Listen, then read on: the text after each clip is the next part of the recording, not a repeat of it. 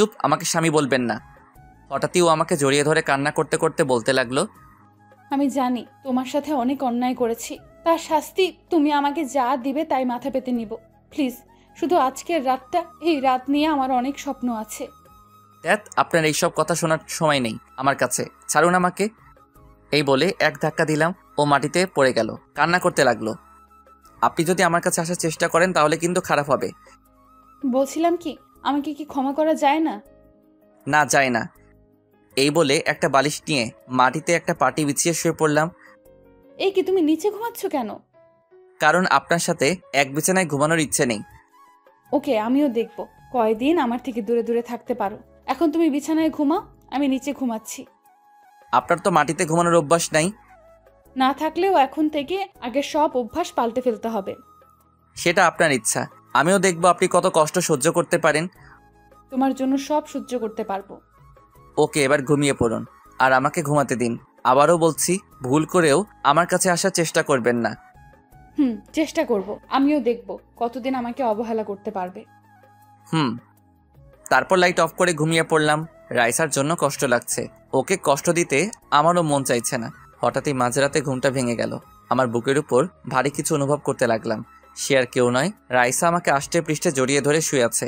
কান্না করার কারণে ওর চোখ মুখ খুলে গেছে। ওকে সরাতে ইচ্ছে করছে না। না থাক, এখন আর ওকে সরাবো না, ঘুমিয়ে থাকুক। ওর কপালে একটা চুমু দিয়ে শক্ত করে জড়িয়ে ধরে শুয়ে থাকলাম।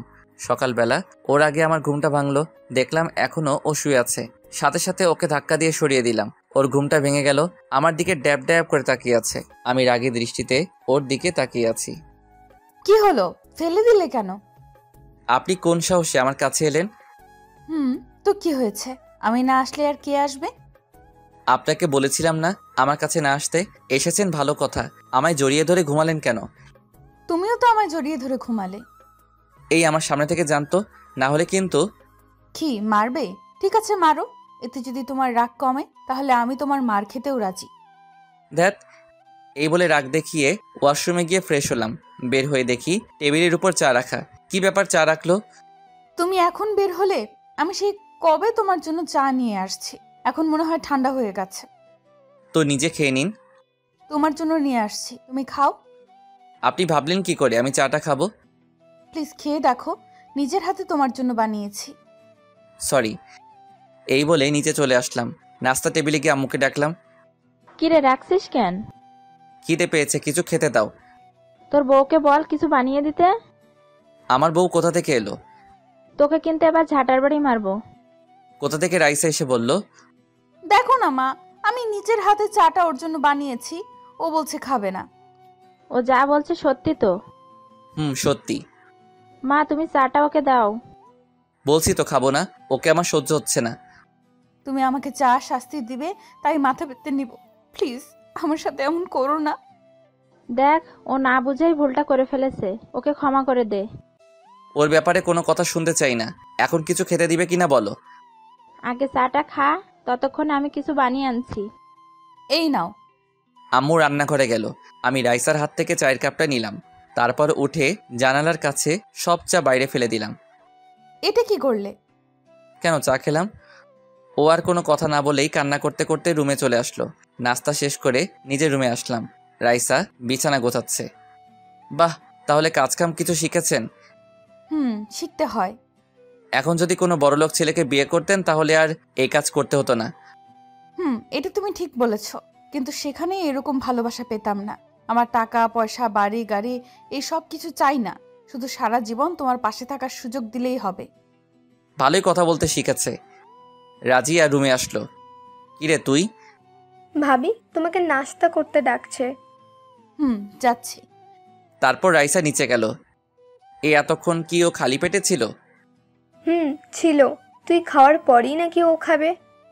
ও, আজকে তো বাবাও ওর হাতে চা খেয়ে অনেক প্রশংসা করছিল। এই তো ভালো হয়েছে।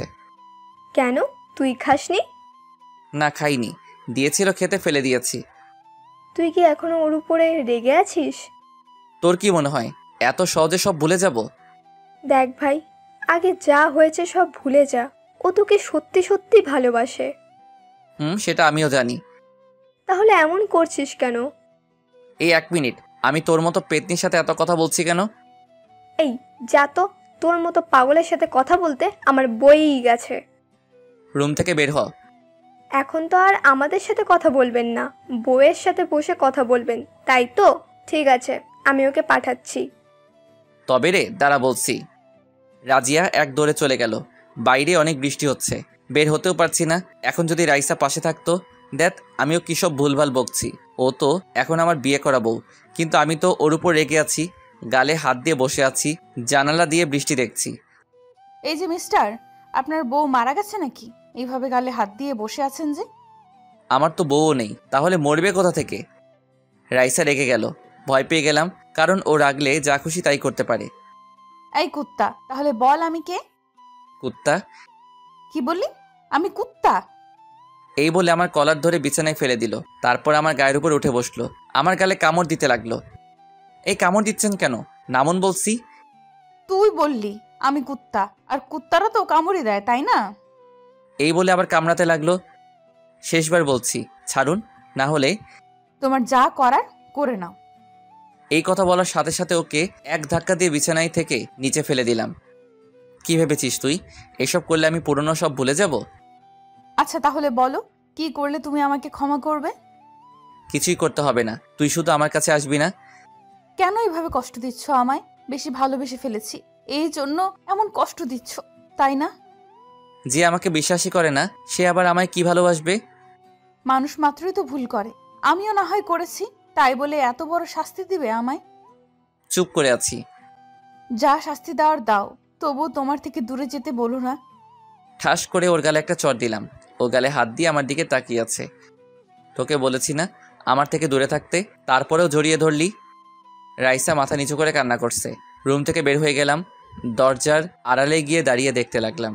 ও দাঁড়িয়ে দাঁড়িয়ে কান্না করছে। ওর কান্না দেখে খারাপ লাগছে, তাই বাইরে চলে আসলাম। বন্ধুদের সাথে আড্ডা দিতে আসলাম। কিরে, তোকে এমন দেখাচ্ছে কেন? মনে হচ্ছে আমি কিছু ভুল করছি। কেন, ভাবির সাথে কি কিছু হয়েছে নাকি? ওকে সবকিছু খুলে বললাম। দেখ, আমার মনে হয় রায়সা তোকে সত্যিই ভালোবাসে। ওকে কষ্ট দেওয়া ঠিক হচ্ছে না। মেয়েটা সবকিছু ছেড়ে তোর জন্য এখানে পড়ে আছে। ও তো চাইলে তোর থেকে আরো ভালো ছেলে বিয়ে করতে পারতো, কিন্তু ও তোকে ভালোবাসে। কথাটা তুই ঠিক বলেছিস। ওর সাথে আড্ডা দিতে দিতে দুপুর হয়ে গেল। ওকে বিদায় দিয়ে বাড়িতে চলে আসলাম। হঠাৎই কেউ একজন বলল, নবাবজাদা কোথা থেকে আসলেন? তাকিয়ে দেখি আব্বু।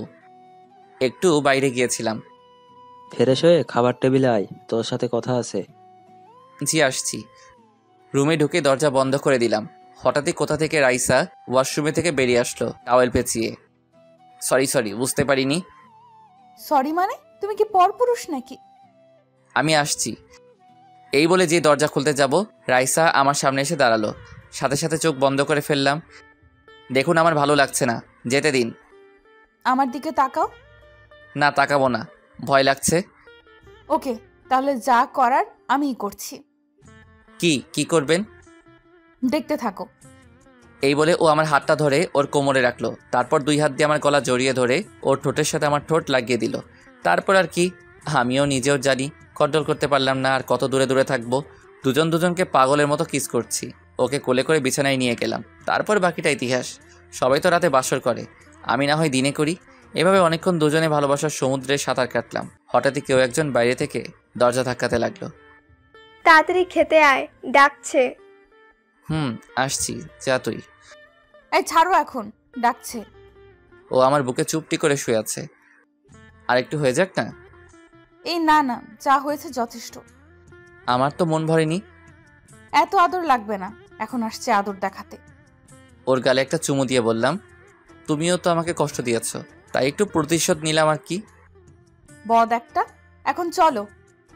তারপর দুজনেই নিচে আসলাম, খাবার টেবিলে বসলাম। হঠাৎই আব্বু বলল, বৌমা, তোমার গালে এটা কিসের দাগ? এই রে, তখন যে ওর গালে চর মেরেছিলাম দাগটা এখনো আছে। ও যদি বলে দেয় আমি ওর গালে চর মেরেছি, তাহলে আমার আর রক্ষা নেই। আসলে বাবা, কালকে রাতে আমার গালে একটা মশা বসেছিল, ওটা মারতে গিয়েই এমন হলো। আমার কিন্তু তা মনে হচ্ছে না। সত্যি বলছি। কথা ঘোরানোর জন্য বললাম, এই তোমরা কথা বলবে নাকি খাবে? সবাই খাওয়া দাওয়া করতে লাগলো। আমি হাঁপ ছেড়ে বাঁচলাম। খাওয়া দাওয়া শেষে রুমে আসলাম, বিছানায় শুয়ে রইলাম। একটু পরে রাইসা আসলো। এভাবে কিছু সময় চলে গেল। রাত্রিবেলা খাওয়া দাওয়া শেষ করে রুমে চলে আসলাম। রাইসাকে বুকে নিয়ে শুয়ে পড়লাম। তা জনাব, আমার উপর রাগ কি এখনো আছে? না, নেই। এত সুন্দর একটা বইয়ের উপর কিভাবে রাগ করি বলো? থাক, এত পাম দিতে হবে না। চটটা খুব লেগেছে তাই না? থাক, এখন আর আদর দেখাতে হবে না। দেখাবো, 100 বার দেখাবো। যেই গালে চট দিলাম ওই গালে কিস করতে লাগলাম। থাক, তুমি সত্যিই পাগল। কেউ না করলেও আমি করব। আমার বউ আমি মারবো, আবার আদরও করব। তোমার কোনো সমস্যা থাকলে বলো। কিন্তু আপনার বউটা তো আমি। চুপ, এখন আর কথা নয়, ঘুমাও। তারপর ওকে শক্ত করে বুকে জড়িয়ে ধরে শুয়ে পড়লাম। ও আমাকে আষ্টে পৃষ্ঠে জড়িয়ে ধরে শুয়ে আছে। ব্যাস, এভাবে কিছুদিন চলে গেল। এখন আমি বাবার সাথে ব্যবসা সামলাই।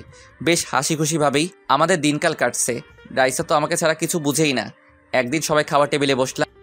বৌমা, বলছিলাম কি, আমাদের বয়স হয়েছে, আর কতদিন বাঁচবো তার কোনো ঠিক নেই। মরার আগে অন্তত নাতি নাতনির মুখ দেখে যেতে চাই। কথাটা কিন্তু তুমি ঠিকই বলেছো। কি বৌমা, আমাদের ইচ্ছা পূরণ করবে তো? রাইসা লজ্জায় কিছু বলছে না। এদিকে আমারও একই অবস্থা। তারপর কোনো মতে খাওয়া দাওয়া শেষ করে রুমে আসলাম।